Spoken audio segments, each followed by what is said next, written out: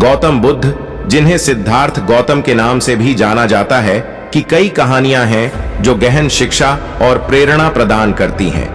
ऐसी ही एक कहानी आंतरिक शांति और आत्मनियंत्रण की शक्ति के बारे में है। एक दिन गौतम बुद्ध अपने शिष्यों के साथ जंगल से यात्रा कर रहे थे। ऐसा माना जाता है कि इस जंगल में अंगुलिमाल नाम का कुख्यात डाकू रहता था। अंगुलिमाल से सभी डरते थे क्योंकि उसने 1000 लोगों को मारने और उनकी उंगलियों से बनी माला अपने गले में पहनने की कसम खाई थी। वह पहले ही 999 लोगों को मार चुका था और वह अपनी प्रतिज्ञा पूरी करने के लिए बस एक और शिकार का इंतजार कर रहा था। जैसे ही बुद्ध ने जंगल में प्रवेश किया, उनके शिष्यों ने उन्हें खतरनाक डाकू के बारे में चेतावनी दी, लेकिन बुद्ध डरे नहीं। वह शांति से चलता रहा और जल्द ही अंगुलिमाल ने उसे देख लिया।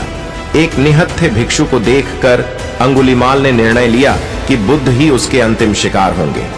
उसने अपनी तलवार निकाली और बुद्ध की ओर दौड़ा, लेकिन वह चाहे कितनी भी तेज दौड़े, वह बुद्ध को नहीं पकड़ सका, जो शांति से चल रहे थे। अंगुलिमाल चिल्लाया, रुको भिक्षु रुको। बुद्ध ने बिना पीछे मुड़े उत्तर दिया, मैं रुक गया हूं, यह आप ही हैं जो नहीं रुके हैं। अंगुलिमाल भ्रमित हो गया और उसने बुद्ध से पूछा कि इससे उनका क्या मतलब है। बुद्ध ने समझाया, मैं रुक गया हूं क्योंकि मैंने हिंसा, नफरत और बुराई को त्याग दिया है, लेकिन आप नहीं रुके हैं। आप हिंसा और विनाश के अपने रास्ते पर चलते रहते हैं।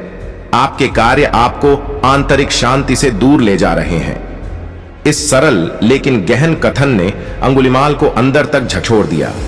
उसे अपने कार्यों की निरर्थकता का एहसास हुआ और वह बुद्ध के चरणों में गिरकर क्षमा और मार्गदर्शन मांगने लगा।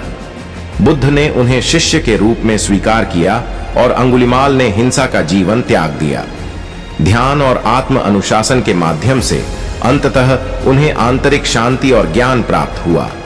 कहानी की नीति यह कहानी हमें करुणा, आत्मनियंत्रण और आंतरिक शांति की शक्ति सिखाती है।